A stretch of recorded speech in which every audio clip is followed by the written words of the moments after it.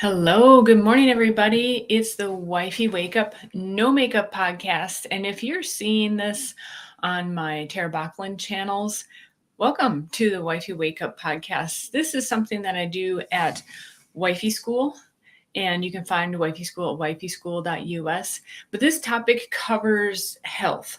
And on my earlier channels, Tara Bachland, I cover a lot of health and wellness related content. So I thought I'd share this here with you as well this morning.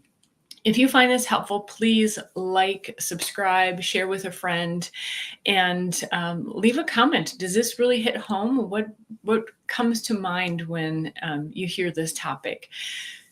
Love to hear from you. It always makes it hits home, right? That this is going somewhere. So the topic for today is for richer, for poorer, in sickness and in health. And many of you probably recognize that as the standard, I'd say standard is a pretty common Christian vows at a Christian wedding. And I put a link to an interesting Martha Stewart article that actually shares a number of vows that are typical of different religions. And I found that just very interesting as I was researching this a bit, and thought you might find that interesting as well. And so what's very typical in the Christian ones, at least, are for richer, for poor, in sickness and in health. That's not the entire vow, of course, but that's what we're talking about today. So a while back, John shared with me a video, probably from Instagram, of a couple who were reciting their vows, these typical vows. And the woman, it was the woman's turn, and she was repeating after the pastor, and she balked, and she more than balked, like she was just like practically choking on her words as she was saying for richer, for poor, the for poorer part. And I thought to myself, and it's so funny as life goes on, they say that time flies. Well, it really, really, really does. And my husband and I have been married almost 24 years now. We've been together for 24 years, and time really does fly. I can hardly believe that we're even saying that. Funny side note, I was with my aunt and uncle not too long ago, and they were showing me some old family photos that they have. And, great aunts and uncles, great-grandparents, that sort of era, great-great-grandparents. So those kinds of photos, all of them black and white. And one of them was labeled so-and-so's 25th wedding anniversary.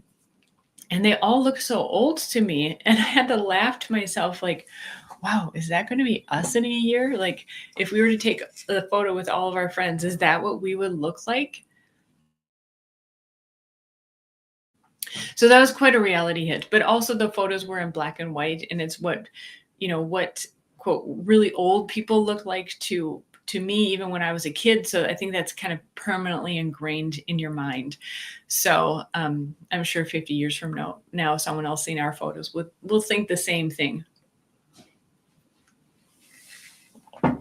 So thanks for going on that tangent with me. But that's just to illustrate, how quickly time goes by. And when you've been married this long, when you go to a wedding, it doesn't matter the age of the couple, they all look fresh and new.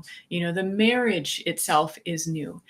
And as I was watching this couple take their vows, or recite their vows, the woman in particular, and she was just stumbling on those words, I thought to myself, boy, if she only knew.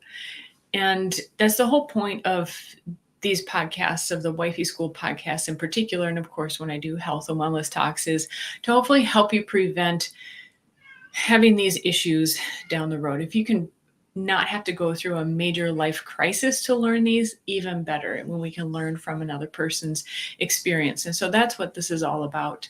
And so what I would love to have said to her is, I know you think that to be poor is tough. And now, believe me, we've had extreme ups and downs financially in our life.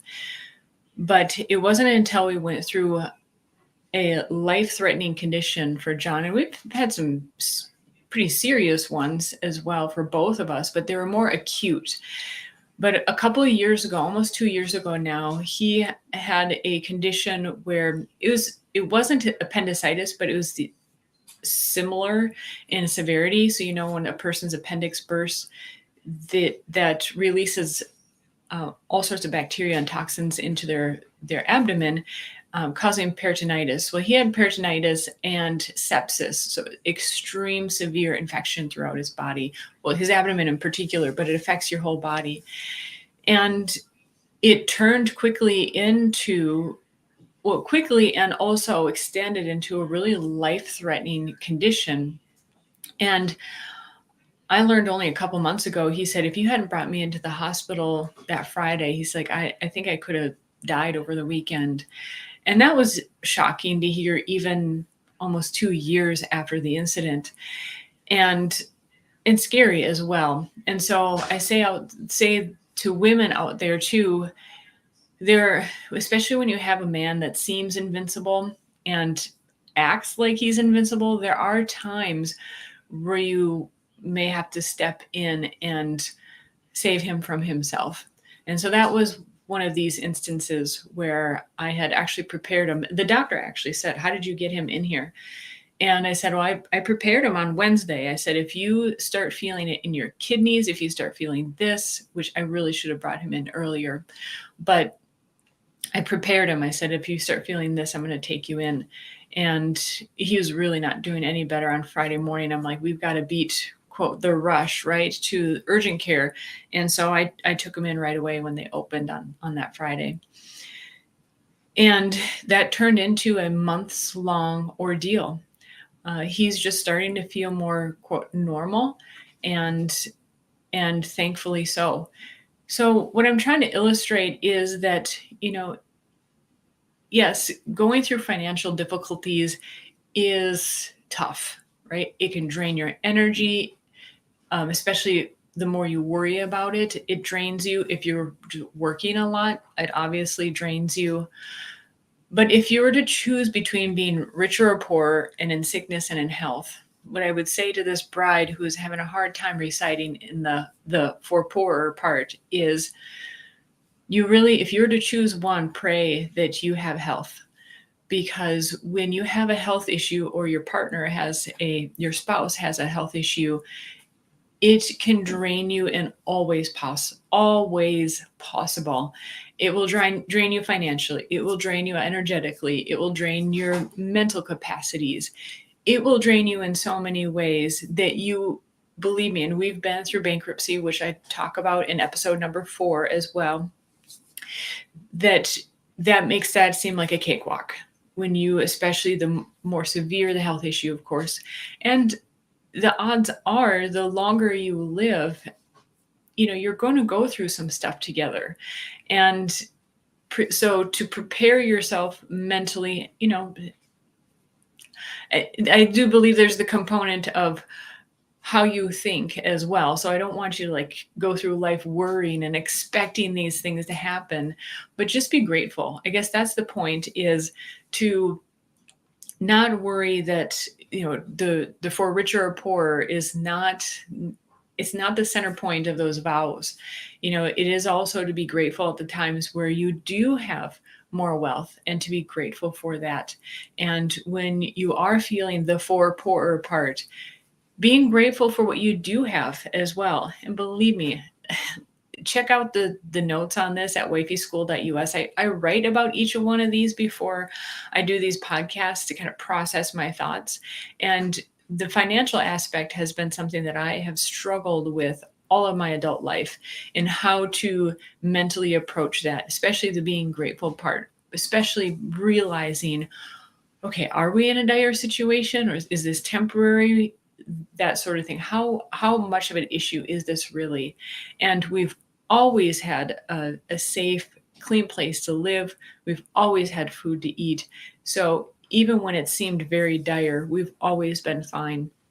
And I think especially those of us who live in relatively very wealthy countries, it can be easy to overlook how much you actually have, because your standard of living is so much higher.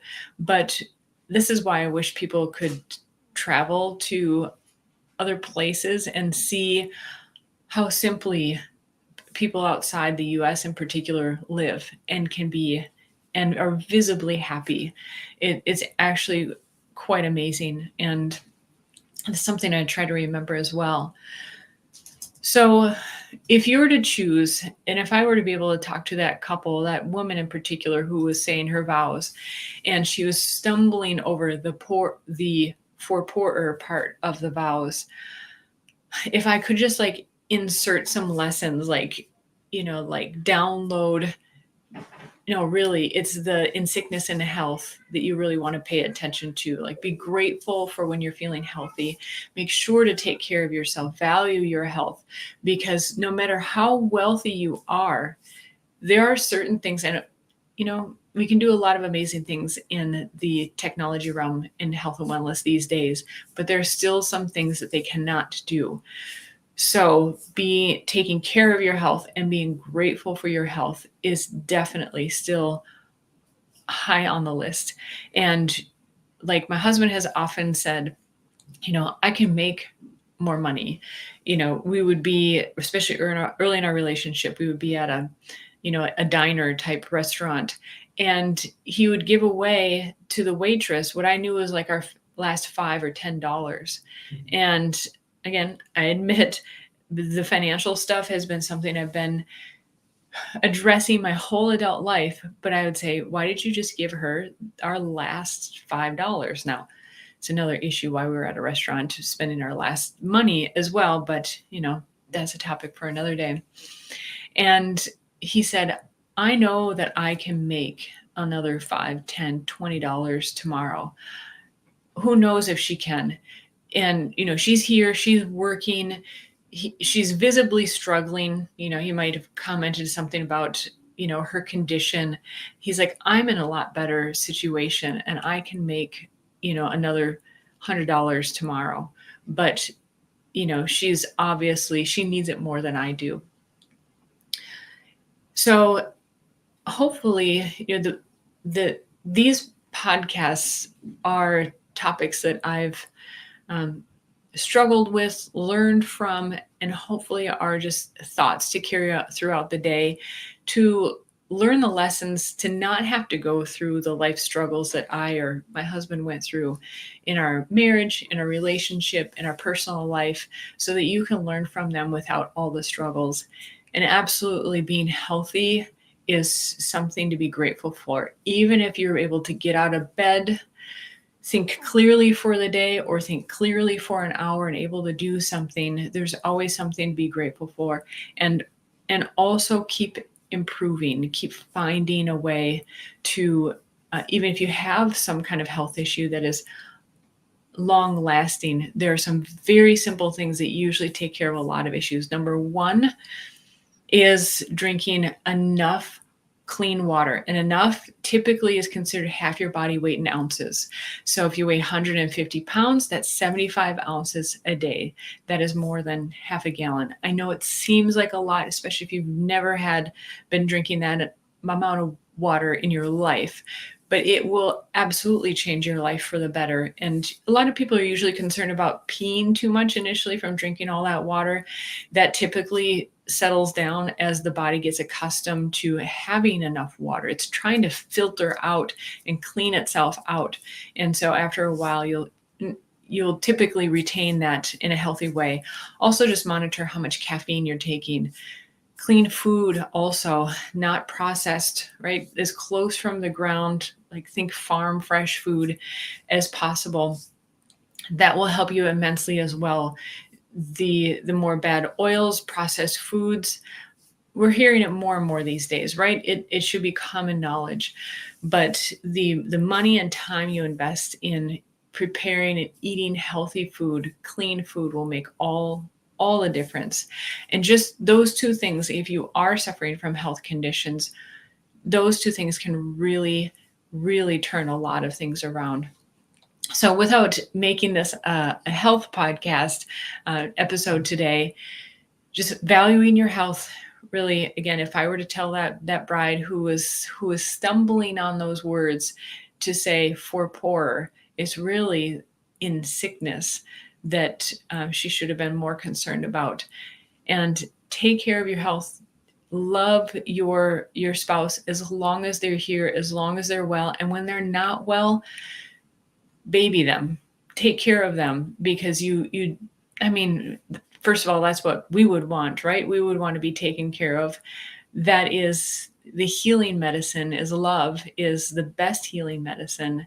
And you don't know how long you have on this earth together. So and I'm saying this because it's a mantra that I repeat to myself. It's so easy to get busy in the day-to-day things, in the day-to-day life, but when you're forced to slow down and appreciate what you have, you know I try now more and more these days to do that before or without a serious or life-threatening issue. So again, make sure to like, subscribe, comment. What did this bring to your mind? Have you already been through already? Hopefully not. Have you been through a life-threatening condition that really got your attention, whether individually or within your marriage? And what did that do for you? If you were witnessing that bride stumbling on those words for poorer, what would you have said to her? And yeah, make sure to subscribe, share this with a friend that you think it would be helpful for, and have a wonderful day, everybody. Take care.